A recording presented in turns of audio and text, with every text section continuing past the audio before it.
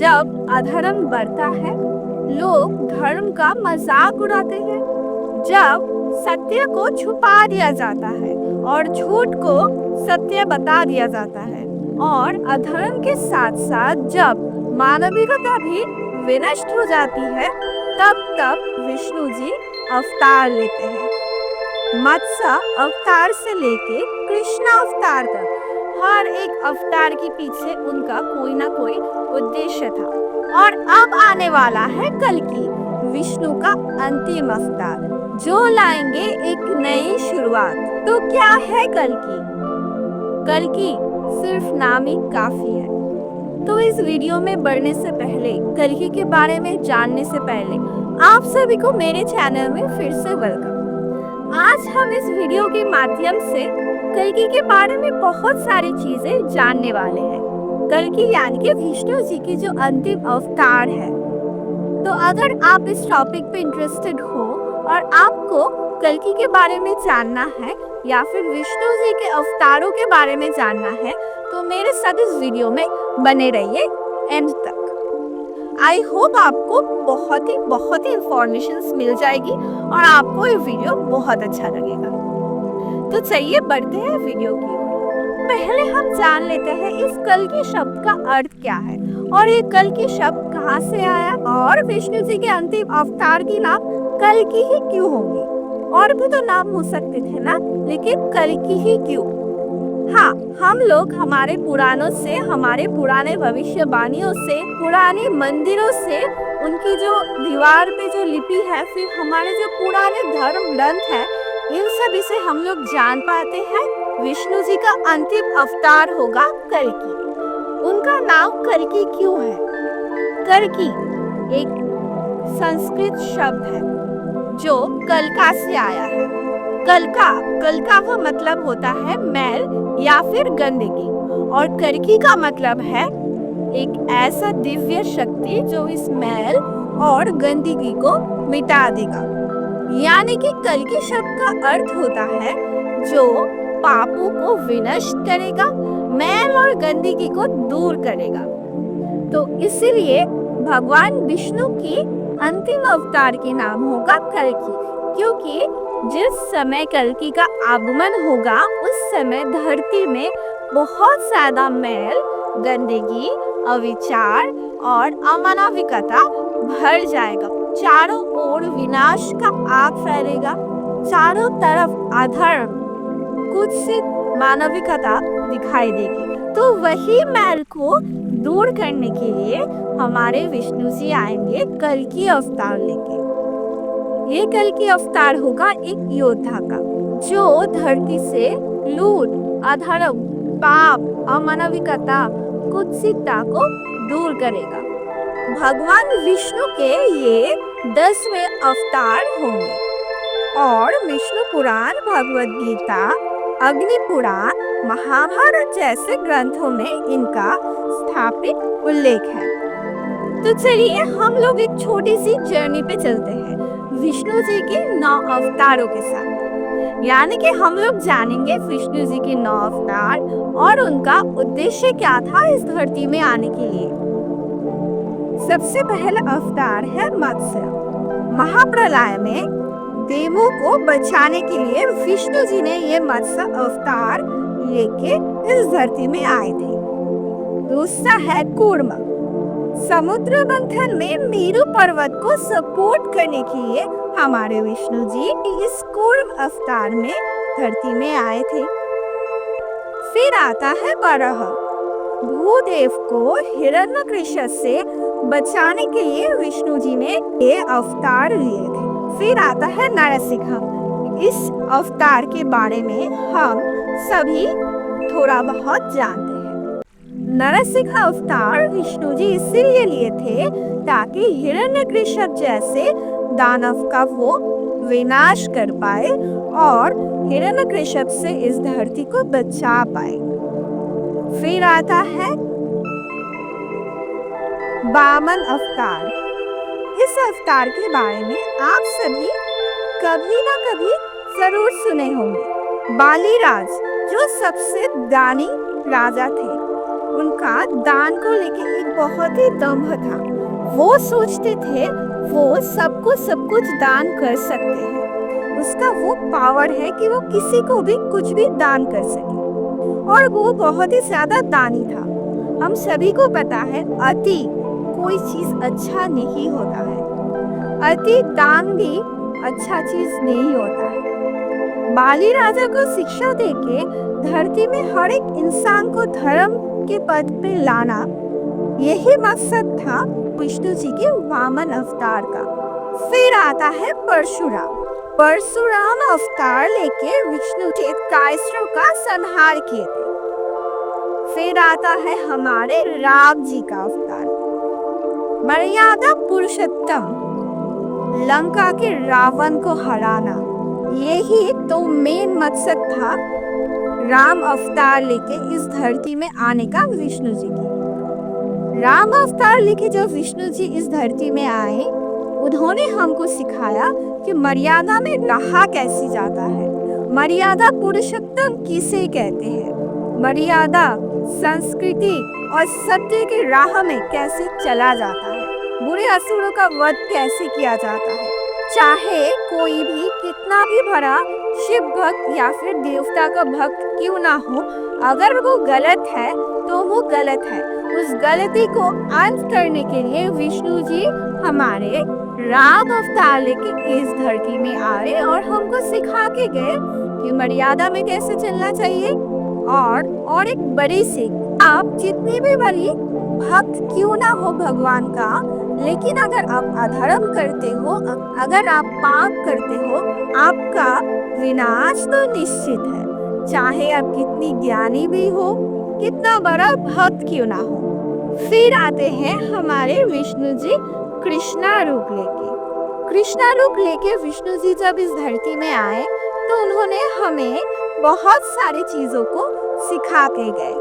अगर आपके साथ छल हो तो कैसे उस छल को मात दिया जा सकता है, कैसे अधर्म को विनाश किया जाता है, कैसे छल चतुरी के माध्यम से अधर्म को खत्म करके धर्म को स्थापित किया जाता है, कैसे प्रेम किया जाता है, कैसे मातृभक्ति किया जाता है, कैसे एक स्त्री का मान रखा जाता है। ये सब कृष्णा जी हम लोगों को सिखा के गए हैं। उनकी लाइफ की हर एक चीज, हर एक इंसिडेंट हमें एक बहुत ही बड़ा सीख देते हैं। तो कृष्णा जी को तो हम सभी जानते हैं, उनसे तो हम सभी बहुत ज्यादा प्रेम करते हैं। चाहे उसका बाल गोपाल रूप क्यों ना हो, चाहे वो कृष्णा जी क्यों ना हो, और चाहे वो द्वारकाधीश ही क्यों ना हो, जिस नाम से भी आप बुलाओ उस नाम से आपको प्रेम हो जाएगा कृष्णा जी से, यानी कि विष्णु जी के इस अवतार से। विष्णु जी के कृष्णा और राम अवतार हम सभी के बहुत ही करीबी है। हम सभी इन दो अवतारों को हमेशा हर दिन याद करते, हर एक मोमेंट में याद करते हैं। हमारे मन में हमेशा श्री कृष्णा जी और राम जी बसे हुए होते हैं। तो विष्णु जी के ये दो अवतारों के बारे में तो आप सभी को बहुत अच्छे से पता है, क्योंकि आप सभी कहीं ना कहीं, कभी ना कभी, हर एक दिन चाहे क्यों ना एक बारी हो, इन दो अवतारों में से किसी को याद करते हैं, उनकी पूजा करते हैं। तो विष्णु जी का कृष्ण अवतार था 8वें अवतार। उसके बाद आते हैं बुद्धा अवतार लेके विष्णु जी हमारे इस धरती पे, जो हमें अहिंसा का सबक सिखा के जाता है, जो हमें सिखाता है कैसे हमारे मन से गंदगी, मैल, हिंसा, विद्वेष, इन सारे चीजों को दूर किया जाए। बुद्धा हमें पीसफुल लाइफ का लेसन सिखा के जाते हैं। फिर इस कलयुग में इस ताकतवर कली के साथ लड़ने के लिए, इस अधर्म से लड़ने के लिए हमारे विष्णु जी आएंगे कल्कि अवतार लेके। फिर से वो एक सत्ययुग का प्रतिष्ठा करेंगे, फिर से धर्म का स्थापना होगा, फिर से गंदगी दूर होगी। इसलिए हमारे विष्णु जी आएंगे कल्कि अवतार लेके। और इस समय विष्णु जी का वाहन होगा एक सफेद घोड़ा, जिसका नाम है देवदत्ता, यानी कि कल्कि देवदत्ता पे सवार होके इस धरती में आएंगे। और एक बात हम बता देना चाहते हैं, देवदत्ता जो कि है कल्कि का वाहन, उसका रंग सफेद ही क्यों होगा? घोड़ा तो दूसरे रंग का भी हो सकता है, लेकिन सफेद शांति की प्रतीक है, यानी कि देवदत्ता शांति की प्रतीक है। वो कल्कि अपने साथ शांति को लेके आएंगे, गंदगी को साफ करके फिर से एक सफेद एक सुंदर धरती को बना के जाएंगे। इसीलिए वो सफेद रंग का घोड़ा में सवार होके इस धरती में आएंगे। कल्कि का जन्म इस धरती में ही होगा। कहाँ होगा, क्या आपको पता है? मैं बताती हूँ। कल्कि का जन्म होगा एक हिडन सिटी में, जो कि इस धरती में ही एग्जिस्ट करता है, लेकिन कहाँ है, कैसे वहाँ पे जाना है, आज तक किसी को नहीं पता। लेकिन वो गांव धरती में है। कई जगह पे कई बार बहुत सारे अननोन लोगों को देखा गया है, उनका बिहेवियर भी बहुत अलग है साधारण मानव से, और लोगों को ये लगता है कि वो लोग संभाला के लोग हैं। संभाला से शायद रास्ता भटक के यहाँ वहाँ आ गए होंगे, लेकिन कुछ दिन बाद फिर से वो लोग गायब हो जाते हैं और उनका अता पता नहीं मिलता। सभी ये बोलते हैं कि वो लोग संभाला के लोग हैं। वो एक पहाड़, एक पर्वत के अंदर वो गांव अवस्थित है। वो इसीलिए हिडन सिटी है। अगर आजकल का मानव उस जगह को खोज पाए तो वो उस जगह को फिर से दूषित कर देगा, और वहाँ के लोगों का जो मानसिकता है ना, बहुत ही उच्च मानसिकता है। अगर यहाँ का लोग वहाँ पे जाएगा तो उनका मानसिकता को भी विनष्ट कर देगा, जगह को भी दूषित कर देगा। इसीलिए वो जगह हिडन है।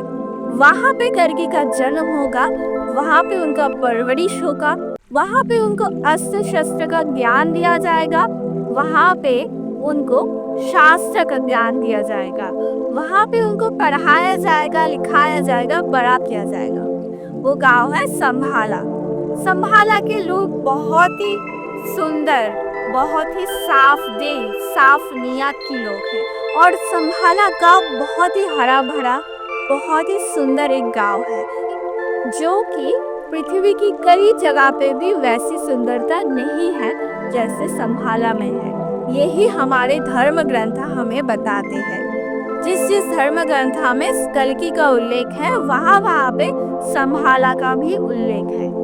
तो आप सभी जानने के लिए उत्सुक होंगे कि कलयुग में कल्कि आएंगे कब? कल्कि आने में अभी भी बहुत देर है। कलयुग अभी भी मध्य पर्याय में है, ठीक है। जब कलयुग अंतिम पर्याय में आएगी, तब कलयुग में कल्कि का आगमन होगा।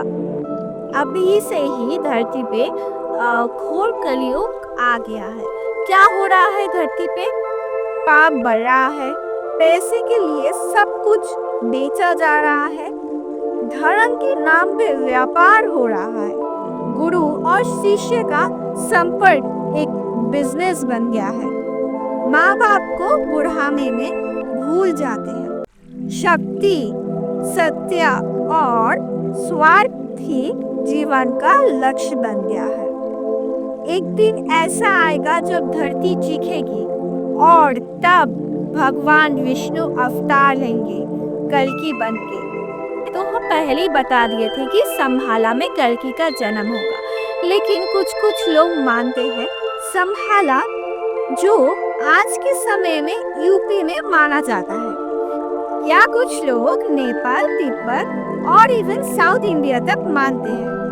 कल्कि के पिता का नाम होगा विष्णुवंशा और माता का नाम होगा सुमति, यानी कि हमारे कल्कि विष्णुवंशा और सुमति के घर में जन्म लेंगे। एक ब्राह्मण परिवार में पैदा होने के बाद भी कल्कि होंगे दिव्य रूप में। उनका शरीर में विष्णु का शक्ति होगा, पर वो जिएंगे एक सामान्य इंसान की जैसे बचपन में, जैसे कि हमारे राम जी और कृष्णा जी जिए थे।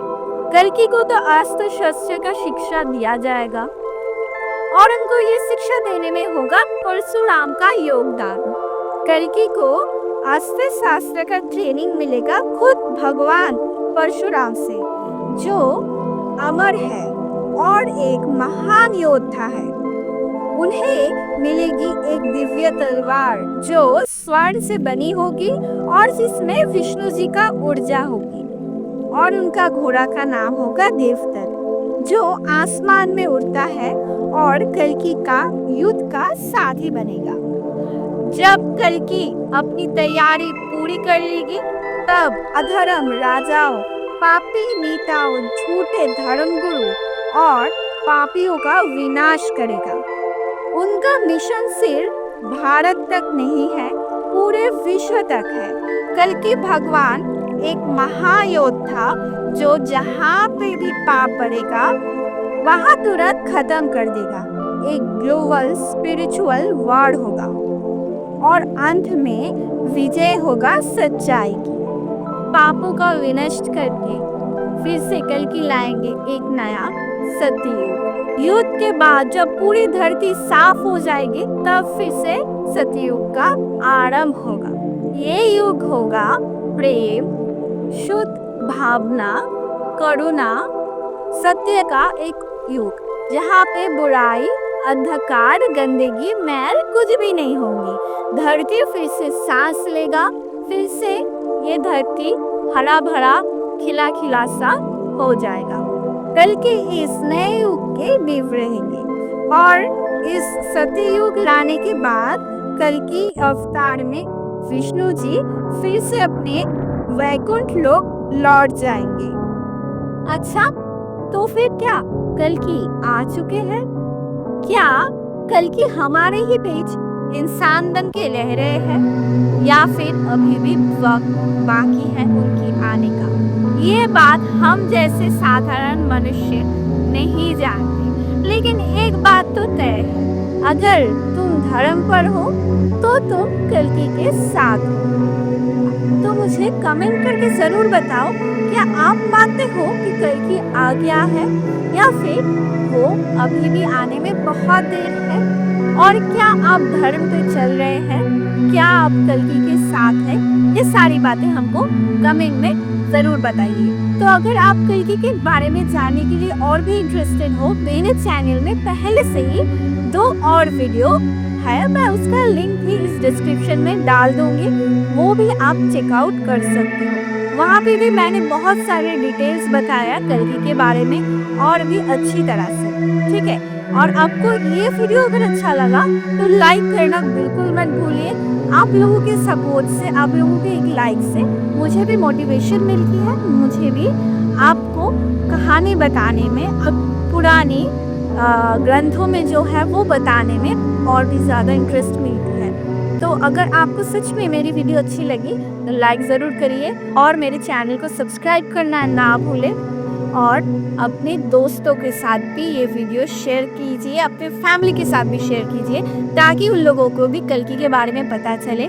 और हिंदू होने के कारण, हिंदू सनातनी होने के नाते आप सभी को कल्कि के बारे में जानना चाहिए, विष्णु जी के बारे में जानना चाहिए, उनके अवतारों के बारे में जानना चाहिए, हमारे पुराणों के बारे में जानना चाहिए, हमारे भगवत गीता में जो जो भविष्यवाणियाँ हैं और भी बहुत सारे पुराने धर्म ग्रंथों में जो जो भविष्यवाणियाँ हैं उनको भी जानना चाहिए। और मेरा डिस्क्रिप्शन चेक करना ना भूलें, वहाँ पे भी आपको कल्कि के बारे में बहुत ही अच्छा वीडियो मिल जाएगा जो भी मेरे चैनल में है। तो आज के लिए इतना ही। सभी खुश रहिए, शांति से रहिए और धर्म की पथ पे रहिए। हम मिलते हैं नेक्स्ट वीडियो में, तब तक के लिए जय श्री राम।